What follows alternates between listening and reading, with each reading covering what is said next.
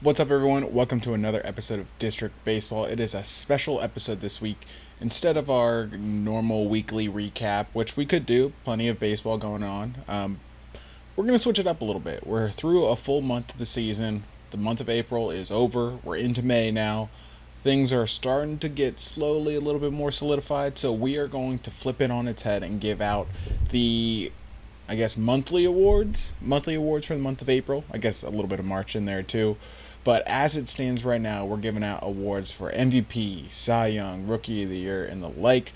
We're going to touch on it all. Cannot wait. Should be a very fun episode. But Trey, what's going on? Nick, I'm pretty excited that we got our first special episode of the year. Yep. Our April awards, and we got the MVP, we got the Cy Young, we got the Rookie of the Month, everything that you want to see. But we also got some special awards afterwards that we're going to be giving out that are a little bit more, tongue-in-cheek, fun awards to give out, a little bit more creative than just the standard stuff. I think we should just hop right into it. And give our MVPs. Nick and I split these. So I took the NL, which was way easier, I think, than the American League, which Nick took care of. But for the NL, the obvious April MVP is Mookie Betts. There wasn't really a thought or like a debate in my head with this one. Yeah. It was just it just is Mookie Betts. He's clearly been the best player in the sport so far to start the year, and I believe he's at a 2.9 FWAR already. I saw a stat that I believe through April he was at like a 15 WAR pace, which obviously, April pace stats always get memed in the end, but It's just interesting to think about that that's even possible. WRC Plus coming into today was still over 200, and he's playing shortstop. And he's playing shortstop at a pretty solid level considering that he's never done it before. But it's pretty much, we've been talking about Mookie a lot on the show, so I feel like I've already kind of said all this stuff, so I'm not going to spend too much time on it, but he's good, and he was really good in April, and if he keeps playing somewhat like this, he'll be right back in the full MVP conversation once again. Yeah, I mean, Mookie Betts just continues to impress. Like you said, we've talked about him plenty, but the thing is, we talk about him because he's that damn good. We can't avoid him. I mean, yeah, he's just always there. Right. If this was like, oh, Mookie Betts tearing it up in right field again, that's one thing. But like the fact that he's switching to shortstop, and let's just call it what it is. Like, he's arguably the best shortstop in the game right now, which is kind of nuts. I'd put him at number one. Yeah, currently. It's just nuts because he's like made that transition without any sort of like hiccup. I mean, he's just incredibly impressive. One of the best players of our generation. That he consistently got overshadowed by the likes of Shohei and Trout and whatnot. And credit to those players. I know we'll talk about Mike Trout here a little bit at the end, but. Yeah, Mookie Betts is just very, very good. So, we want to kind of be fun and out there and like ride the hype train with some of these April performances. But Mookie Betts is just one where it's just like there's not much of an argument to be made for anyone else because Mookie Betts has just been that far and above everyone else in the entire league. So, big fan of Mookie Betts. Wholeheartedly agree with that pick. For the AL MVP, there's a couple ways I could have gone. This one definitely is a lot closer and up for debate than the National League, but ultimately I followed what my initial prediction was prior to the season, and that is Juan Soto. Listen, again, there's arguments to be made for a couple of different guys, but there's also not really an argument to be made against Juan Soto right now because he's doing all the things we've become accustomed to offensively, right? Walking more than he strikes out. He's hitting for average again, which I was never really concerned with his like drop in average. I think, and we've talked about this before. We might talk about it again depending on how the season goes. There's just a lot going on in San Diego that I don't think a lot of the general public is privy to. It just kind of seemed like a tough situation to try to for everything to kind of try to come together that quickly. Now he's in New York, which again is not the most notorious for being the player-friendly environment, but Juan Soto, he is made for the big stage, the bright lights, and he is just feasting in New York, that short porch. He's doing it offensively, but my point is he's playing a good defense too, right? Which has kind of been the popular argument against him in, MVP voting or just kind of general player ranking. It's like, oh, Juan Soto is not a great defender. He's playing a really solid defense right now. He's not like Mookie Betts or anything like that. Or I guess not the best comparison anymore because Mookie Betts isn't an outfielder. But you get my point. Like he is playing an above average defensive, or at the bare minimum, an average defensive outfield. So it's like there's no holes in his game right now. Like I think you have to give it to him because he's kind of one of those guys where it's like, it's almost like a lifetime achievement kind of thing where it's like, hey, you probably should have won an MVP, but you didn't. So here's one now. Like that's kind of what it feels like. Granted, we're only through a month, but he's been excellent for the Yankees. I mean, I don't think anyone would really like throw up their arms if Juan Soto won MVP at the end of the year. Yeah, and honestly, it's kind of interesting. I was looking at his numbers, and he's not walking at like the maximum rate that he can walk. It's only like 16%, which is still like ridiculous. But he's actually been a little bit more free swinging. I think that is maybe helping him with the batting average and getting a little bit more aggressive instead of taking so many pitches. Because if you want to say this, the knock against his approach is that he takes too much, which I don't really think that, but some people would say that he's not doing that this year. He's attacking the baseball, and attacking it in the zone still. I mean, he knows exactly what pitches he needs to swing at and what he doesn't want to swing at. And he's also been really clutch with runners in scoring position. I saw earlier on the broadcast when I was watching the Yankees game that he was at like a 1,300 OPS, which he had then increased immediately after that with a double. So he's just ridiculously good. And yeah, the defense being good also just... Now there's no real knock. Like, if he's going to play solid defense, he's like one of the best hitters in the game, if not the best as well. So, yeah that's MVP caliber. The 2020 season is so fun. I'm looking at his stats right now. The 2020 season is so funny. He played in 47 games, had a 202 WRC plus. Yeah, that was a ridiculous stretch. Absolutely. But yeah, he would have been the MVP if he didn't. If there wasn't that false positive test or whatever. Exactly. I mean, and the thing is, like, he's striking out, like, granted, it's 4%, but, like, he's striking out at a higher rate than he has any of the past 3 seasons, including the 2020 season. He's walking at a lower rate than any season he has in the past 3 seasons. So, like, just those kind of trajectories, both K rate going... Oh, sorry. No, I'm looking at the wrong season. My point being... his walk rate going down, everyone would be like, oh, well, that's what Juan Soto does. But it's like, he's fine. Like, he's just really, really good. So he's just feeling it. He's just attacking the baseball a little bit more because he's having a good stretch. So I can understand that change in approach, especially with the Yankees offense. They're kind of getting it going now, but they were a little bit slow starting. He was kind of the main catalyst during that time. Yeah, absolutely. All right, what do we got next? We got our April Cy Young Awards.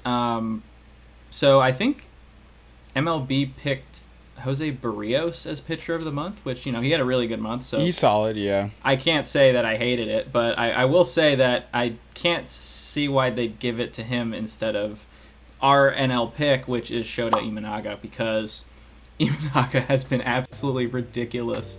Way more than advertised, and like he was advertised as being a solid, number 2. Yeah, they said probably. Middle of the rotation kind of guy. and he's been way better than he's been ace stuff. I'm not saying this is going to sustain like this, but that fastball when it is located at the top of the zone, with his low vertical approach angle, is just so hard for these batters to pick up, and really good hitters just swinging through that thing. And the velo's not crazy. I mean, he's averaging like 93 with the fastball, which is probably below average now. But the way that he's able to manipulate it within the zone and play his off speed off of it is just really, really impressive. And he's just attacking. He is not afraid of anybody, and I really appreciate that because, I think I've said it with guys coming up from the minors, but it's probably similar with some guys coming over from different leagues. You're like, oh my God, I'm playing against Mookie Betts, and I'm playing against Juan Soto, I'm playing against Shohei Ohtani. Oh, these guys are gods of baseball, but it doesn't seem like he thinks like that. He says, I'm gonna go get you out, and he's done it. And I've been really, really impressed with the way that he's worked so far this year. I don't think that he'll be putting up a .78 all year or anything, but I could totally see him, sub 3 coming down the stretch of the year would be, based on how he's pitched so far, I feel like that would be pretty reasonable. Yeah, I think for him it's just going to be the innings. Will he wind up getting the amount of innings that, not that there's like a requirement, but there is like a sort of benchmark. I would say if he doesn't have 160 at the end of the year, then we're kind of like, all right, well the stats are great, but he didn't pitch enough. And we still have plenty of season to play, so I'm not worried about that right now. But I'm just saying, like, that might be the one thing, because you're seeing that with Yamamoto too, who has had his ups and downs early in his stateside career. But one of the big things is like he's not used to pitching every fifth day right now. So does Imanaga like have to deal with that now or later on, or does the fatigue set in or anything like that? So and the Cubs would, I would assume, do the right thing, give him days off here and there, maybe go a bullpen game, maybe go 6-man rotation, whatever it may be. And they're not at that point yet. This is, a later than season thing to deal with. But that would be the one thing. But right now, through 1 month, he's been everything they've wanted and more. That contract looks like an absolute steal right now. Yeah, I know. Every team is shooting themselves in the foot right now. Yeah, everyone was so obsessed on Shohei and Yamamoto, and rightfully so. But like, there was certain teams. I won't put the Cubs in that category because they waited so long to make a move, and they kind of just benefited off of everyone else's like lack of effort, so to speak. But like, there's teams like the Royals who really attacked that second tier market and are really reaping the benefits because of that, because everyone's attention was turned to the top of the market. So that's really cool to see. All right, moving on to the American League Cy Young. This is another one where I really wanted to go out there and like capitalize on someone's strong. This one's really tough. Yeah, I wanted to capitalize on someone's strong month, and me being a lifelong Mariners fan, I wanted to pick someone from that rotation and be like, yeah, Mariners going all the way. They have the top 4 Cy Young award like getters in their rotation or whatever. And I was really, really close with going with Logan Gilbert, actually, of all the options the Mariners provide. But honestly, if you go side by side with Logan Gilbert, who I think has been the best in that rotation through 1 month and change, and you put him against Tarek Skubal edges him out in like every category. It's close, but like Skubal has just been really, really good. And I know he was a popular Cy Young pick, so that makes this pick like a little bit less exciting. But I mean, you can't hate on this guy. This guy has been everything, as advertised and more. I mean, he has been lights out for a kind of a surprising Tigers team. This is a team that I wasn't very high on coming into the season, just because I didn't think they had a lot of major league level talent. And I actually think that still might be true, but whether it's just like coaching or just like getting good performances from the starters, or just just doing enough. I mean, Riley Green has been really good too. This has been a team that has been pretty solid throughout the first part of the season, and Skubal has been a large part of that. I mean, what do you want me to talk about? Like, he has done everything and more. 1.72 ERA, and you're like, oh well, what is his FIP? 2.20, which is still good enough to win like a Cy Young. He's already at a 1.2 WAR. I mean, he is on pace to shatter everything. The one thing I will say is he's never thrown more than 150 innings. So just to keep the kind of arguments or talking points the same as we did with the NL Cy Young, he is going to need to kind of eclipse a career high in innings, which I think he can do, right? But we haven't seen it done yet. He only pitched 80 innings last year due to injury, so it's just something to keep an eye on. Like, so far so good, but man, these injuries, they're coming hot and heavy. So I really hope Scooball steers clear, avoids the injury bug, because we're in for a really special season. And the one thing I want, now that we've gotten through the MVPs and the Cy Youngs in particular, at the end of the year, I still want it to be, as I'm sure most people do, I still want it to be someone who's like truly deserving, not someone who won it just because everyone else was injured. Like if I'm just going to use Scooball as an example. If Scooball goes 140 innings, but it has like a 1.7 ERA at the end of the year, and they don't give it to him, I don't want the guy who ends up winning it to have like a 3 ERA just because he pitched like 200 innings. I actually want it to be someone who's actually deserving and actually would win Cy Young against heavy hitters should everyone remain healthy. I'm afraid that that's what the season's going to kind of turn into, just because we're seeing so many injuries, and I think eventually teams are just going to err on the side of caution, trying to keep these guys, healthy in the long run. They'll take a 15 to 30 day IL stint versus a year and a half of recovering from Tommy John. So that's a separate conversation, but regardless, Scooball has been your American League Cy Young through the first month of the season. Yeah, you know me, I like innings, so we might have some battles on that. It'll be interesting. Friendly debate on that subject later in the season.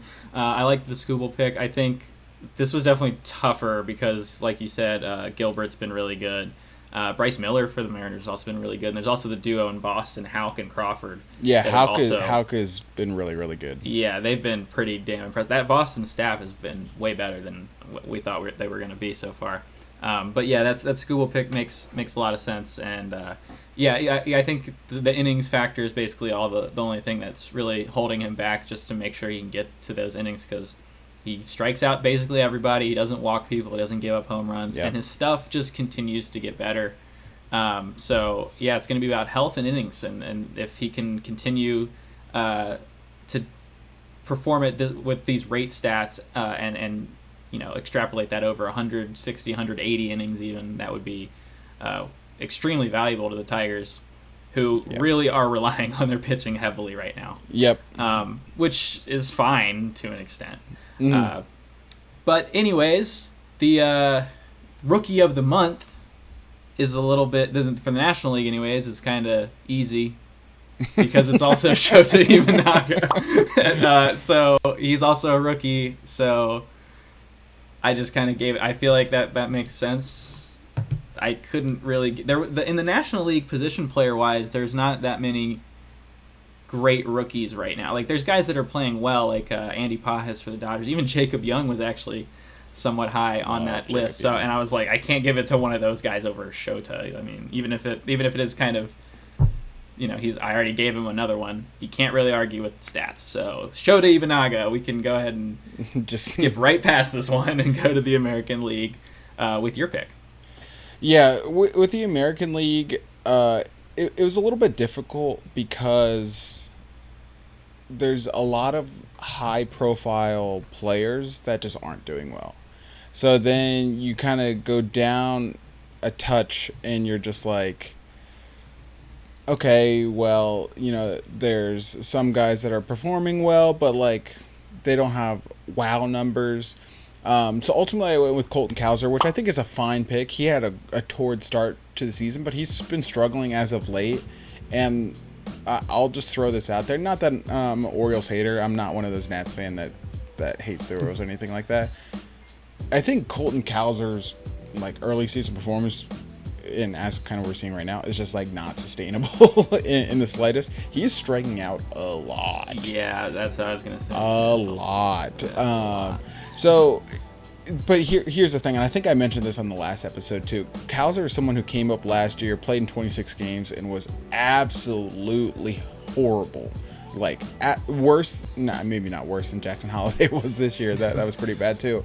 But point being, like, he was terrible last year, made the team out of camp this year, and has been generally solid. Yeah, he's striking out a lot, but like he's been super solid, super solid for the Orioles. So it's like, as long as you see that progression, that step forward, that's really what matters. But for the purposes of Rookie of the Month, I think he definitely deserves it. Like, it might be a little bit front-loaded with his performance, but overall, I mean, he's hitting 274. He has an OPS bordering 900.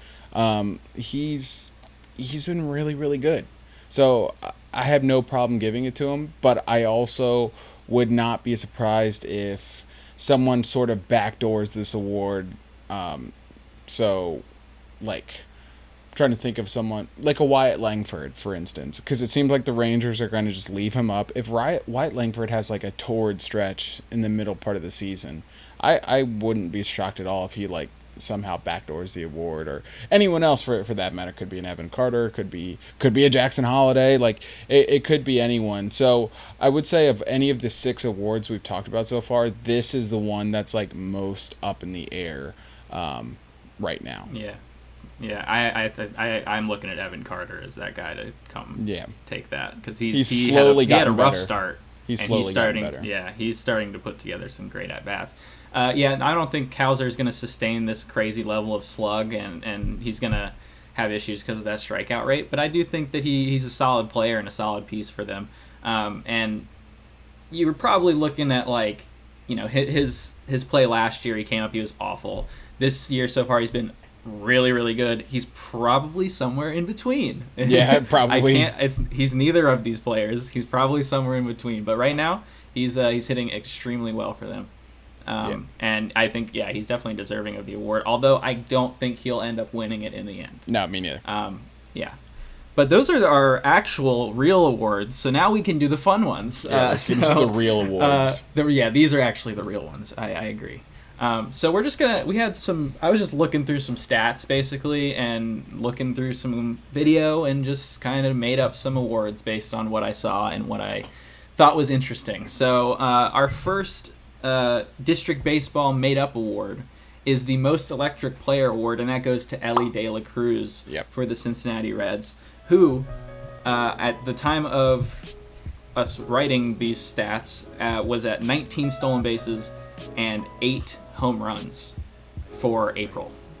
Pretty good. And parts of March. But that's freaking ridiculous. And he is just so fun to watch. I think I might have picked the wrong Cruz for my MVP pick.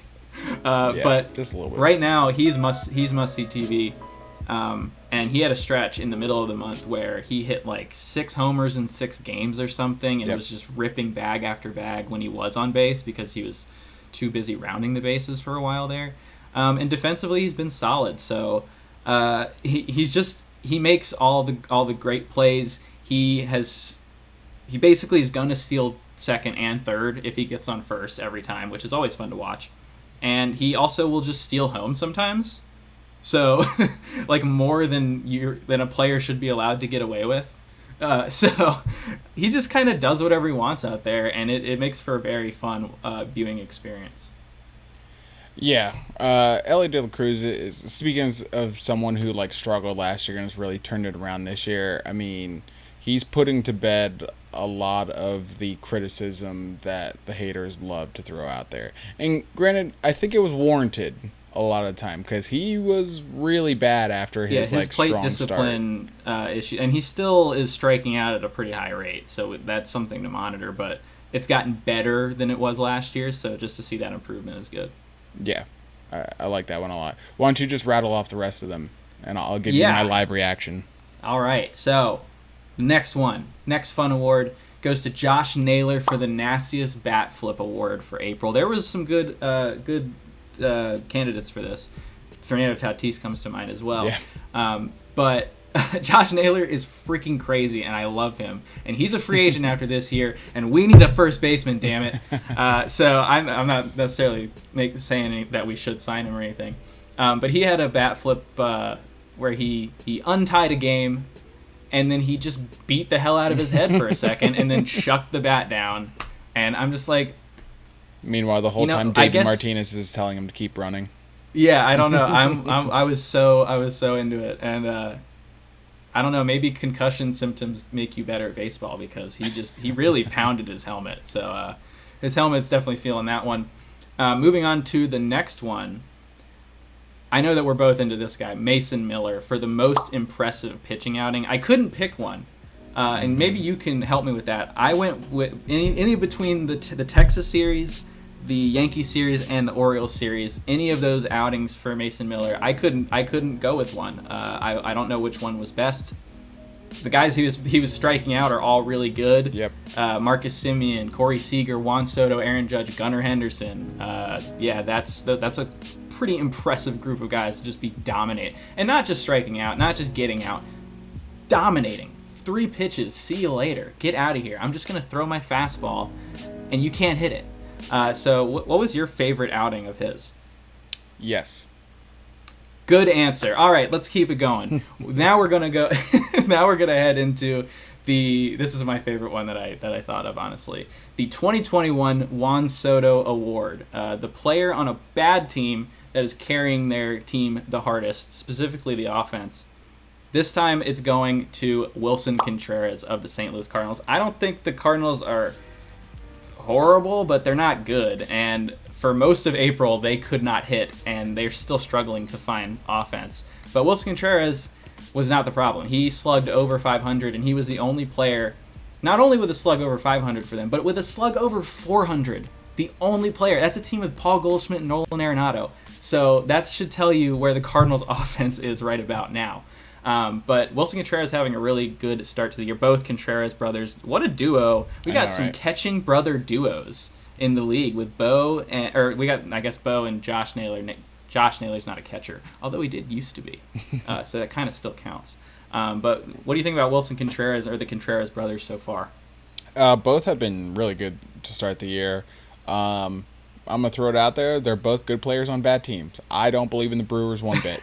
Yeah, we'll have to. We got to talk about them eventually, because they're having a way better start than we thought. Definitely don't believe in them. That is the fakest of fake performances that we see every single year. That's the district baseball PSA from Nick today. Don't believe in the Brewers. Yeah, the Cardinals are really bad, and it sucks because I'm historically big fan of Goldie and Arenado, but they are just over the hill. Goldie's looking rough. Dude, Arenado's looking really rough. Yeah, he's at least put together some better plate appearances of late, but yeah, they're not. They're looking old. That's for sure. Yeah, they're looking. I mean, look at the rotation. Sonny Gray has been great since he's returned from injury, but man, they are hope and a prayer. Just bankrupting the AARP. I guess funding the AARP, like with all those contracts. But that's Wilson Contreras, though. That contract looked really bad last year with he's a catcher, but he sucks, so we're going to put him in right field. But now he's kind of good. So maybe a good investment there. Yeah, looking pretty good right now. Moving on to the next award. This is the BABIP Merchant Award. This is for the player that had the highest BABIP in the league in April. That goes to Ryan McMahon, who had a 432 BABIP for the month. Like this is qualified Lane hitters Thomas last only. Year. Yeah, and that's not gonna sustain. His career BABIP is 320. Coors Field, we don't believe in the Coors effect as much as some people. No. It's way overstated nowadays, but it still is the largest outfield in baseball, so that's going to help you with your batting average, regardless of any other factors at Coors. So he's not going to sustain a 432 BABIP. However, I don't want to act like I'm hating, because I'm not. Ryan McMahon is actually having a really great start to the season, and he's hitting the ball very hard, and he's barreling it at like a 15% clip right now, almost the tops of the league. So that's, if he can continue to do that, he's going to see the numbers. It's just his expected batting average is not matching up with this at all. So you look for his batting average to dip, but the power numbers could potentially stay the same based on his profile right now. So he is playing really well, so good for him. But a little bit lucky out there in Coors. And the second highest BABIP was also Rocky. Ezekiel Tovar has the second highest BABIP. Definitely no correlation there. It has nothing to do with Coors. Nothing to do with Coors. Now Correlation. All right, you know what? I think we're gonna move on now after that one. So good job there. Now we have this is the No Doubter Award. I was on Statcast. I was checking home run data. One player stood out in the No Doubter department on Statcast. These are home runs that would be homers in any park. Doesn't matter which park it would be, and that goes to Rhys Hoskins, who has 6 homers this year, and all 6 of them are no doubters. So when he hits a homer, it stays hit. And he's having a very Rhys Hoskins season, which I would really appreciate on my team right now. Hitting nice. Around 230, but he's walking a lot, and when he's making contact, it is a double or a homer pretty much. So he looks pretty healthy. I'm happy for him after that injury. Really zapped him of his potential free agency, like his real free agency. I mean, he's still got a decent deal for what considering the injury. Mm-hmm. But yeah, again, another Brewer. We'll get to the Brewer. I think we'll have to talk about the Brewers next week. Yeah, because it's on the docket. We've definitely kind of ignored them for a little too long. Mm-hmm. And then, all right, our second to last fun award is going to be the Did You Catch That Award, which I wanted to give to Jung-Hoo Lee. I was going to say, I disagree. Listen, I love Cedric Mullins. I'm going to let you finish. But this award deserved some Hooley shit. What did you catch that? Jung-Hoo Lee had the catch that made no sense whatsoever. I think everyone had the same reaction as soon as they saw it. Yeah, he absolutely got robbed in this award. And I would agree. However, that catch occurred on May 2nd. So it technically doesn't count for this award. But, yes, if we do this again, that was probably going to win this award because that was insane. But Cedric Mullins, April 15th, made a ridiculous Superman diving catch against the A's, I think. I don't remember. But he makes catches. He's done this before. Like, this is not new for Cedric Mullins. But it is ridiculous. The full extension layout at full speed manages to hold on to the ball. Reminds me a little bit, actually, of a Ben Revere catch from back when he was on the Nats. The way that he reached out and kind of picked it out of the air. Yeah, I remember that catch. Cedric Mullins, one of the best outfield defenders out there for sure. And he made the catch of the month, in my opinion. And probably a lot of people would think agree. Although if you have some more, let us know in the comments because I'm always down to look at some sick plays. Love highlights. And finally, web gems. I know web gems need to come back in some form. Yep. Somehow. Maybe we'll do it. Maybe I'll do it. One man single-handedly brings back the web gem. And finally, our last award. I went with Game of the Month. It's always fun to look back at just a game that went nuts. And this game between the Cubs and D-backs on April 16th, the win probability graph was the reason why I went with this. It was going up and down and up and down. It was a roller coaster. Ends on a walk-off with the D-backs pulling it out. But just a bunch of crazy moments in this game. Lots of offense. 12-11 final score in 10 innings. And a lot of clutch hits and fun homers. Ian Happ hit like a grand slam to put the Cubs up by 3, and then the D-backs just chipped away in each inning until the 9th, and then they tied it up and then ended up walking it off in the bottom of the 10th. But just a crazy game. There's a couple games that I could have gone with. Honestly, a couple games yesterday that would I was going to say, if they did it's qualify. Been a crazy weekend. Yeah. Crazy weekend of scoring. So look out for the May Awards for some stuff from this week, potentially, if we end up doing that. But yeah, that's going to wrap up all the awards that we have. I also included this last one if we have time. I don't know, Nick, do we? Yeah, we have a little time? We got time for this. Okay, we got time for this? All right. So there was an event that happened this week. The Yankees and Orioles played each other in a very, very fun series. Low scoring, good pitching.